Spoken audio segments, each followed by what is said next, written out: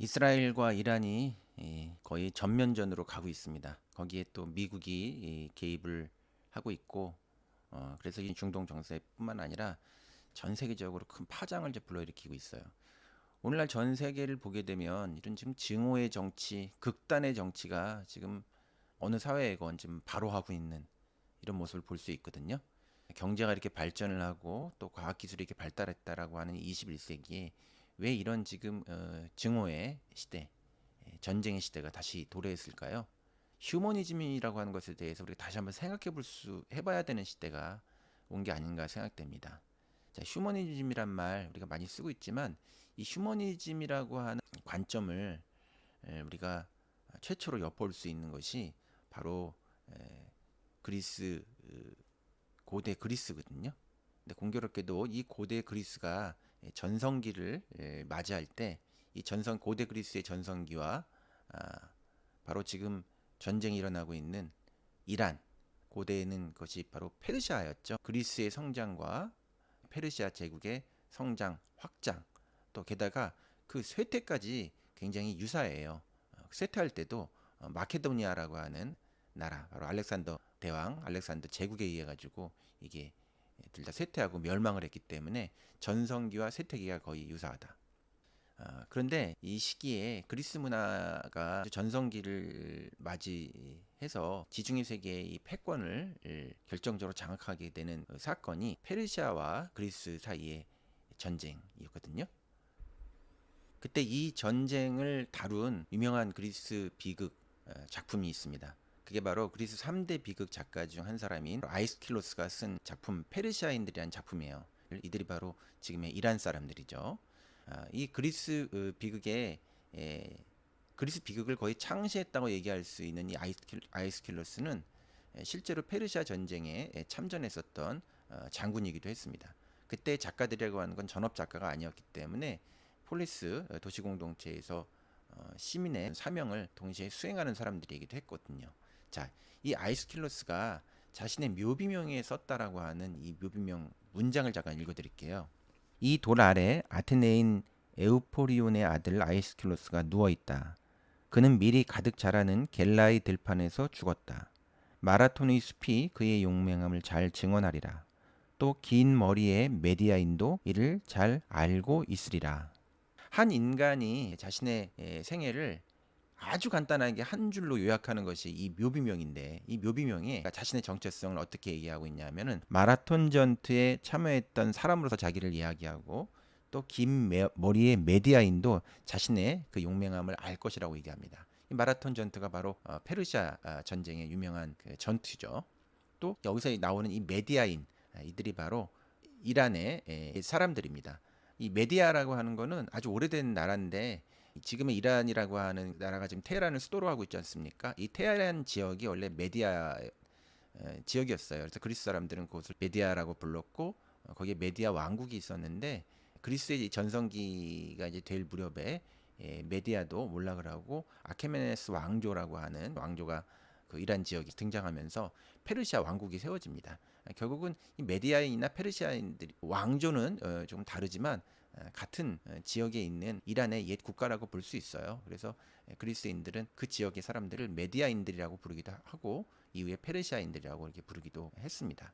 자, 아이스킬로스는 이렇게 자기가 묘비명에 자기가 마라톤 전투에 참여했었던 전사였다라고 하는 것을 메디아인들도 알 것이다라고 얘기를 할 정도로 아테네 시민으로서의 자부심이 대단한 사람이었어요. 그런 그가 쓴 작품이 바로 페르시아인이라고 하는 이 작품. 이거는 그리스의 3대 비극 작가, 그러니까 아이스킬로스, 소포클레스, 그다음에 에우리피데스, 이 세 사람이 다룬 유일하게 현실에서 있었던 실제 자기 시대의 전쟁을 다룬 작품이에요. 근데 이 아이스킬로스의 페르시아인이 가지고 있는 굉장히 중요한 특징이 뭐냐면, 페르시아 전쟁에 참여한 장군이었던 아이스킬로스가 이 작품을 썼지만 이 작품에는 아테네인, 그리스인이 한 명도 등장하지 않습니다.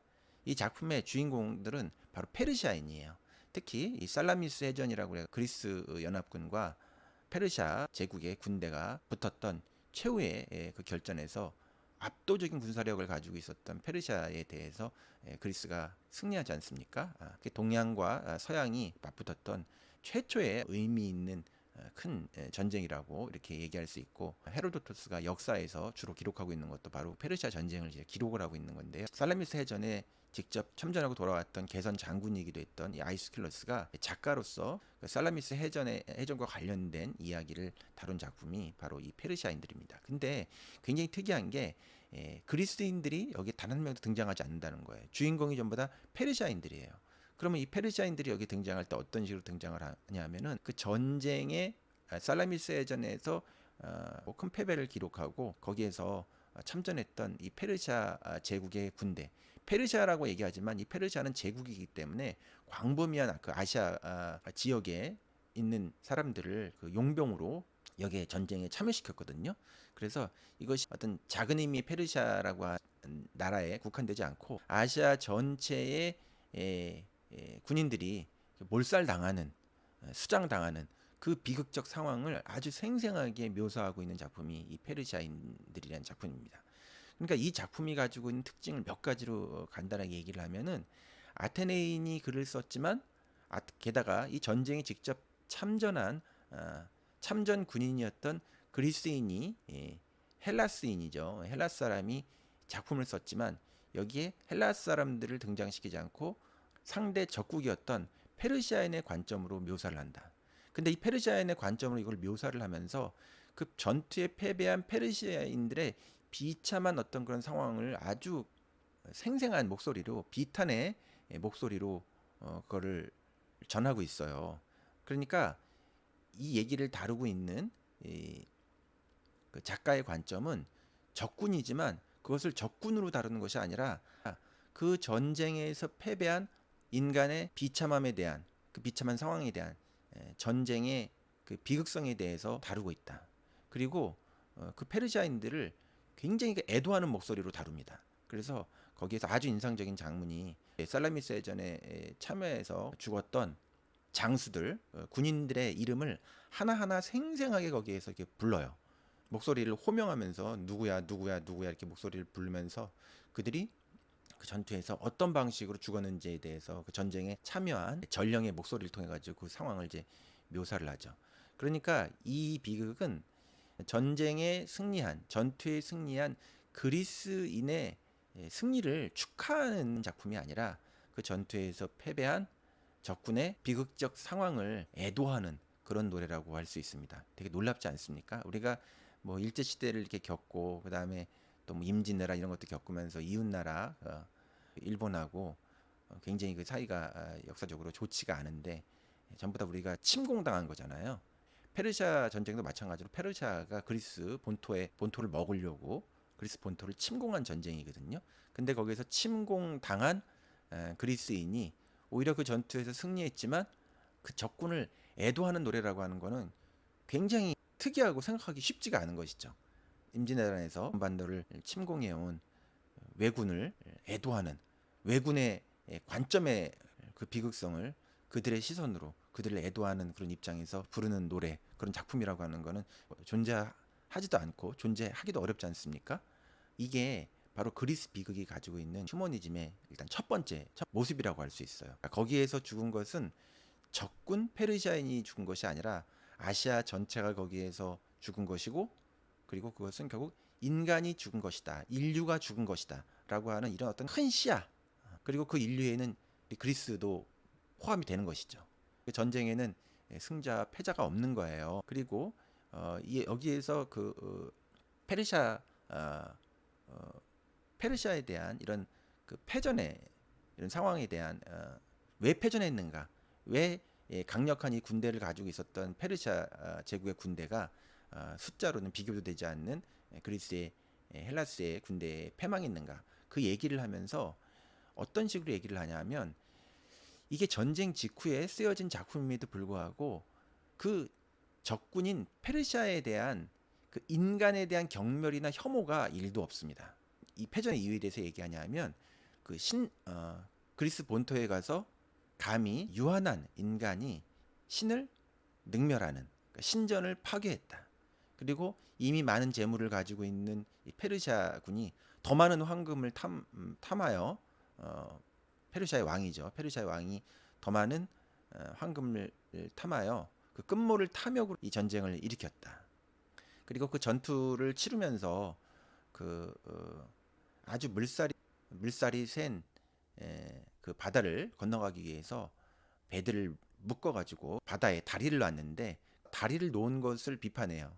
그러면서 그 바다를 막 때리면서 건넜다는 얘기가 이제 나오는데, 그러니까 이 자연에 대한 공격, 자연의 지형을 훼손시키고 자연을 노하게 한, 옛날 사람이니까 그 자연은 거기에서 그 자연 하나의 그 신으로서 그것을 보는 그런 관점을 가지고 있기도 한데, 이렇게 신을 능멸한, 자연을 능멸한 인간의 그 오만에 대해서 얘기합니다. 이런 탐욕과 오만, 신에 대한 경멸, 이런 것들을 우리 그리스 비극에서 이제 휘브리스라고 하거든요. 유한한 인간이 무한한 신의 권능을 탐하고 신을 능멸하고 자기의 분수를 넘어서는 주제 파악하지 못하는 것을 휘브리스라고 하는데, 그런 것을 비판해요. 침공을 당했던 나라의 사람이 작가가 되어서 작품을 쓰는데, 그 적군에 대한 묘사를 할 때 그 적군을 비판한다 하더라도 그거 개별적인 그 인격체에 대한 혐오와 증오 같은 것들이 있는 것이 아니라, 인간이라고 하는 존재가 가지고 있는 그 주제 파악하지 못하는 그 인간 안에 있는 허약함, 그거는 궁극적으로는 페르시아만 그런 허약함을 가지고 있는 것이 아니라 그리스도 그런 허약함을 가지고 있거든요. 인간 모두가 그런 허약함을 가지고 있다라고 하는 그런 보편적 인류적 관점에서 이루어지는 인간 탐구, 인간 비판이 있다고 하는 차원에서 이런 걸 또 우리가 휴머니즘이라고 얘기할 수 있어요. 그리고 우리가 정확하게 알지 못하고 있는 문학의 용어 하나를 말씀을 드리면, 그게 바로 카타르시스라는 것인데요. 아리스토텔레스가 우리가 비극 작품을 볼 때, 문학 작품을 볼 때 공포와 연민 이런 것을 느끼게 되면서 갖게 되는 비극적 희열, 그런 것들을 이제 카타르시스라고 얘기했는데, 이 카타르시스라고 하는 거는 문학의 역사에서 계속 논란이 많았어요. 이게 뭔지 논쟁이 많았는데, 그 카타르시스라고 하는 것도 휴머니즘 일종이라고 저는 좀 이해를 해요. 카타르시스라고 하는 게 그냥 우리가 어떤 뭐 공포스러운 걸 봤을 때 거기에서 무슨 뭐 배설의 쾌감 이런 거를 느끼는 게 아니고, 카타르시스는 아주 지적인 작용입니다. 아리스토텔레스는 카타르시스에서 포보스, 그러니까 공포, 엘레오스, 그다음에 연민이라고 얘기하는 공포와 연민이라고 하는 작용이 동시에 일어나는 그 감각이라고 얘기하거든요. 공포와 연민이라고 하는 건 왜 일어나냐면, 비극적인 파멸을 볼 때 깜짝 놀래요. 두려움과 무서움을 느낍니다. 그런데 동시에 거기에 대해서 연민이 느껴져요. 왜 연민이 느껴지냐면, 그 연민이라고 하는 거, 저들도 인간이구나, 저렇게 연약한 모습이 있구나, 저렇게 왕도 저런 허점이 있구나, 저렇게 거대한 제국도 허점이 있구나, 그들도 인간이구나. 근데 생각해보면 그들도 인간이고 나도 인간이잖아요. 그래서 그들도 인간이고 나도 인간이다라고 하는 그런 인류적 동질성, 인류적 보편성을 통해서 인간이 가지고 있는 그 존재의 조건, 이것을 이해하는 데서 오는 지적 확장, 지적 각성, 그런 지적 확장이 우리의 상태를 메타인지하게 함으로써 이렇게 땅에 발붙이고 있는 우리의 모습을 위에서 내려다볼 수 있는 그런 신적인 눈을 갖게 하는 상승이 일어나거든요. 그러니까 이 카타르시스는 그런 지적 상승, 지적 확장, 각성에서 일어나는 지적 감각의 일종이라고 볼 수 있어요. 특히 그리스 비극에서는 인간 조건에 대한 보편적인 이해에서 오는 확장된 감각이라는 차원에서 이 비극적 쾌감으로서의 카타르시스는 휴머니즘의 일종이라고 해석할 수도 있는 것입니다. 지금 이란, 이스라엘, 또 미국, 또 전 세계적으로 나타나는 이런 어떤 혐오의 정치가 실종된 정치의 파탄이 전쟁이기도 한데, 이런 확산되는 증오의 상황을 생각해 보면서 이미 2500년 전에 인류적 보편성 속에서 인간의 조건을 바라보고, 적 따로 있는 것이 아니에요. 인류적 관점에서 보게 되면 너와 나의 동류적인 동질성, 너와 내가 다르지 않은 인간이라고 하는 그런 보편성을 확인하는 감각, 이런 것들이 지금 시점에 필요하다. 휴머니즘의 각성, 휴머니즘의 복원, 휴머니즘의 갱신이 필요하다. 제가 그리스 비극을 계속 강의하는 가장 중요한 이유가 바로 이런 휴머니즘에 대한 각성, 복원, 확산이라고 얘기할 수 있습니다.